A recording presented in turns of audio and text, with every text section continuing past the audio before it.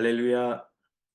이 새벽에 주님을 만나러 나오신 새로운 교회 모든 성도 여러분을 진심으로 환영합니다. 다 같이 주님이 가르쳐 주신 기도를 드립니다. 하늘에 계신 우리 아버지, 아버지의 이름을 거룩하게 하시며 아버지의 나라가 오게 하시며 아버지의 뜻이 하늘에서와 같이 땅에서도 이루어지게 하소서. 오늘 우리에게 일용할 양식을 주시고 우리가 우리에게 잘못한 사람을 용서하여 준 것 같이 우리 죄를 용서하여 주시고 우리를 시험에 빠지지 않게 하시고 악에서 구하소서. 나라와 권능과 영광이 영원히 아버지의 것입니다. 아멘. 선하신 은혜 아버지 하나님, 감사와 찬양을 주님께 드립니다. 우리의 생명도 주님에게서 왔으며 우리의 호흡도 주님의 은혜로 이곳에 있음을 고백합니다.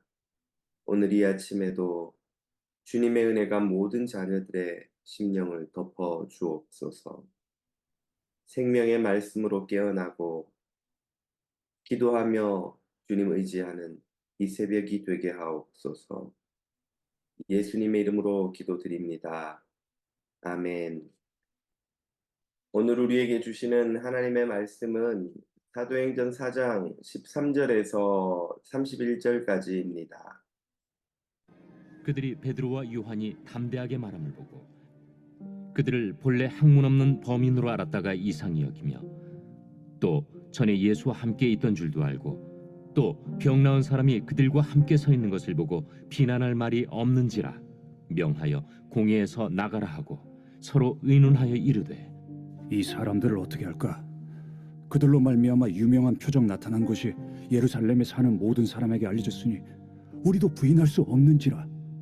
이것이 민간에 더 퍼지지 못하게 그들을 위협하여 이후에는 이 이름으로 아무에게도 말하지 말게 하자. 하고 그들을 불러 경고하여 도무지 예수의 이름으로 말하지도 말고 가르치지도 말라. 하니 베드로와 요한이 대답하여 이르되 하나님 앞에서 너희의 말을 듣는 것이 하나님의 말씀을 듣는 것보다 옳은가 판단하라. 우리는 보고 들은 것을 말하지 아니할 수 없다. 관리들이 백성들 때문에 그들을 어떻게 처벌할지 방법을 찾지 못하고 다시 위협하여 놓아주었으니 이는 모든 사람이 그 된 일을 보고 하나님께 영광을 돌림이라. 이 표적으로 병 나은 사람은 40여 세나 되었더라. 사도들이 노임에 그 동료에게 가서 제사장들과 장로들의 말을 다 알리니 그들이 듣고 한 마음으로 하나님께 소리를 높여 이르되 대주제여, 천지와 바다와 그 가운데 만물을 지은 이시여, 또 주의 종 우리 조상 다윗의 입을 통하여 성령으로 말씀하시기를 어찌하여 열방이 분노하며 족속들이 허세를 경영하였는고. 세상의 군왕들이 나서며 관리들이 함께 모여 주와 그의 그리스도를 대적하도다 하신 이로소이다. 과연 헤롯과 본디오 빌라도는 이방인과 이스라엘 백성과 합세하여 하나님께서 기름 부으신 거룩한 종 예수를 거슬러 하나님의 권능과 뜻대로 이루려고 예정하신 그것을 행하려고 이 성에 모였나이다. 주여, 이제도 그들의 위협함을 굽어보시옵고 또 종들로 하여금 담대히 하나님의 말씀을 전하게 하여 주시오며 손을 내밀어 병을 낫게 하시옵고 표적과 기사가 거룩한 종 예수의 이름으로 이루어지게 하옵소서. 빌기를 다음에 모인 곳이 진동하더니 무리가 다 성령이 충만하여 담대히 하나님의 말씀을 전하니라. 아멘. 성도는 비방과 박해 앞에서 어떻게 대응해야 할까요? 본문은 복음 전파를 막으려는 대제사장의 무리의 위협과 이에 대응하는 제자들을 보여줍니다. 대제사장 무리는 어떻게 합니까? 예수님에게 했듯 그 제자들에게도 비난과 협박을 서슴지 않습니다. 사도들은 이에 어떻게 대응합니까?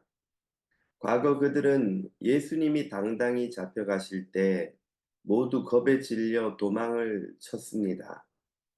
그러나 오늘 이 장면에서 그들은 완전히 변화된 모습을 보여주었습니다. 예수님처럼 당당히 위협 앞에서 박해에도 불구하고 진리를 전하겠노라고 선언합니다. 19절과 20절을 보십시오. 하나님 앞에서 너희 말을 듣는 것이 하나님 말씀을 듣는 것보다 옳은가 판단하라. 우리는 보고 들은 것을 말하지 아니할 수 없다. 네, 그렇습니다. 항상 하나님의 말씀을 듣는 것이 세상의 말을 듣는 것, 권력자의 말을 듣는 것, 사람의 말을 듣는 것보다 더 옳습니다. 사도들은 이처럼 위협을 받고 풀려난 후 제자들을 만났을 때도 전혀 두려워하지 않았습니다. 그들은 그들이 겪은 모든 일을 다 제자들에게 전하고 더 담대히 복음을 전하게 해달라고 합심하여 기도하였습니다. 29절을 보십시오. 주여 이제도 그들의 위협함을 굽어 보시옵고 또 종들로 하여금 담대히 하나님의 말씀을 전하게 하여 주옵소서. 어떻게 두려움에 떨며 도망치던 제자들이 이날은 이렇게 담대히 진리를 선포하고 간절히 기도할 수 있었습니까? 그것은 바로 성령의 충만함 때문입니다. 31절을 보면 빌기를 다함에 모인 곳이 진동하더니 무리가 다 성령이 충만하여 담대히 하나님의 말씀을 전하니라고 하였습니다.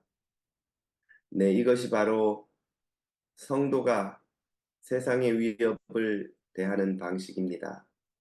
성령님을 의지하여 담대히 진리를 선포하고 기도하기를 멈추지 않는 것, 이것이 성도의 대응하는 바른 방식이죠.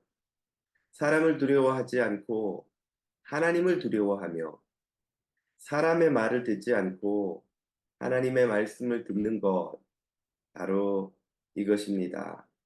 오늘 이 말씀을 새로운 교회는 늘 마음에 새겨야 합니다. 우리는 거짓 비방과 모략, 위협과 박해를 당하는 것이 무엇인지 아는 교인들입니다. 심지어 지금도 우리 교회 2명의 형제가 예전 교회로부터 위협을 받고 있습니다. 이럴 때 우리는 어떻게 해야 합니까? 자연인으로서 우리는 억울하고 답답하고 두려울 수밖에 없습니다. 그러나 성령의 사람으로서 우리는 그럴 이유가 없습니다. 위협을 당할수록 더욱 담대히 진리를 선포해야 합니다. 박해를 당할수록 더욱 하나님을 의지하여 합심하여 기도해야 합니다. 그럴 때에 하나님은 더욱더 당신의 영광을 드러내시고 복음이 널리 전파되게 하십니다. 이것이 새로운 교회의 존재의 이유입니다. 우리는 편안하려고 이 교회에 모인 이들이 아닙니다. 박해를 받더라도 진리를 전하고 복음에 순종하려고 모인 이들이지요. 새로운 교회 모든 성도는 오늘 본문의 사도들과 제자들처럼 성령 충만하여 진리를 선포하고 기도에 전념하는 공동체가 되기를 축복합니다. 그럴 때에 하나님께서 새로운 교회를 통해 많은 영혼을 구원받고 소망 없는 이 시대에 소망을 주시고 참된 부흥을 경험케 해주실 줄 믿습니다. 다 같이 오늘 주신 말씀을 붙들고 기도드리겠습니다. 새로운 교회 모든 성도들이 성령 충만하여 위협과 박해 앞에서 진리를 선포하고 기도에 전념하게 해달라고 기도드리겠습니다.